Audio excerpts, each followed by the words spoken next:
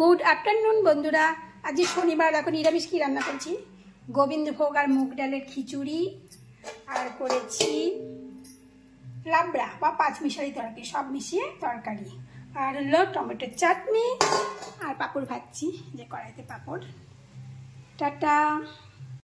Hello বন্ধুরা, আজ শনিবার করে আমি ব্লগ দিই, কিন্তু আজকে ব্লগ করতে পারিনি সারাদিন। কেন?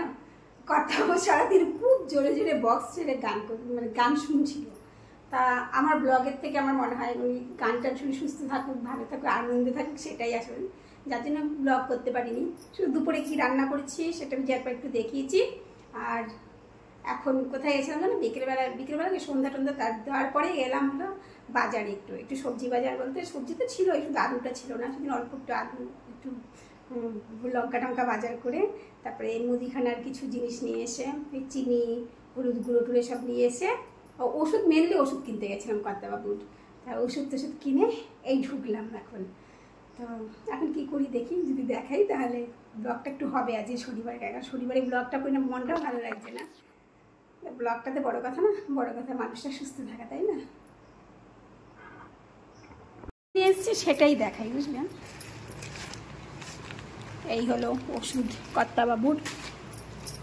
আর কিনে এসছি পাউরুটি, ও ধূপকাঠি নিয়ে এসছি, ধূপকাঠিটা রেখে আসি ঘরে, ঠাকুরের ঘরে।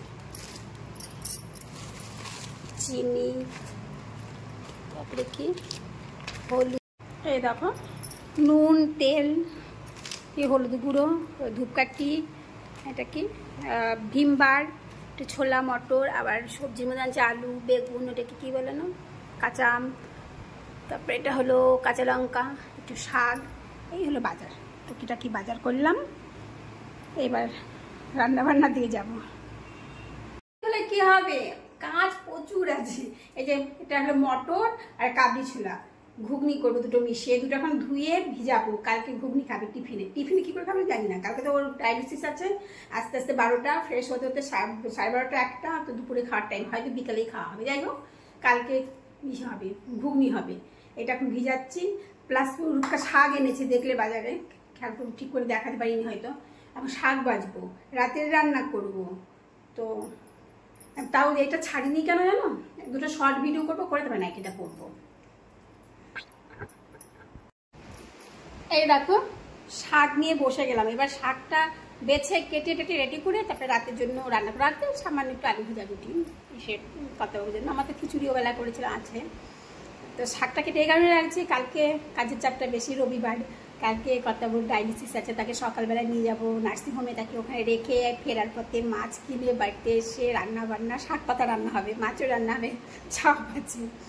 সুতরাং কালকে তো আর ব্লগ করবো না, কালকের অনেকটা কাজ আজকে এগিয়ে যাবে। এবং কালকে টিফিনের জন্য ঘুগনি করবো, সেই কাজ আছে, প্লাস শাক করতে টাইম লাগবে, তারপরে ঘুগনির মশলাটা আমার চাকরি করে রাখবো, আর মাছটা কিনে এনে মাছটা রান্না করবো। এই সেই কাজটা এগিয়ে নিচ্ছি। চিন্তা আছে, এখন কটা বাজে জানো, 10:30 বেজে গেছে। শাকটা বেছে কেটে নিই, তারপরে আলু ভাজা করবো আর রুটি সেঁকবো।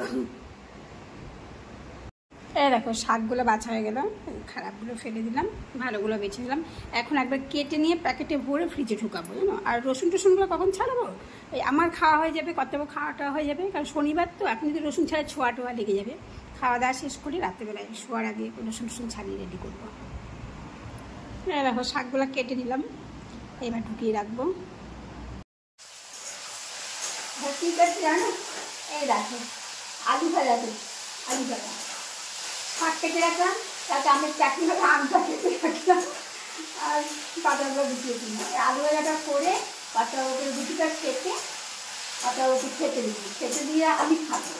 আমি খেয়ে তারপরে ওই মশলাটা রেডি করবো, আদা রসুন পেঁয়াজ টমেটো কাঁচা লঙ্কা এগুলো কেটে কেটে দিয়ে মিক্সিতে বেটে রেখে দেবো। কালকে আমার বাটা কাটতে থাকবে না, বললাম না মটর আর কাবলিগুলো ভিজিয়েছি, ঘুগনি করবো।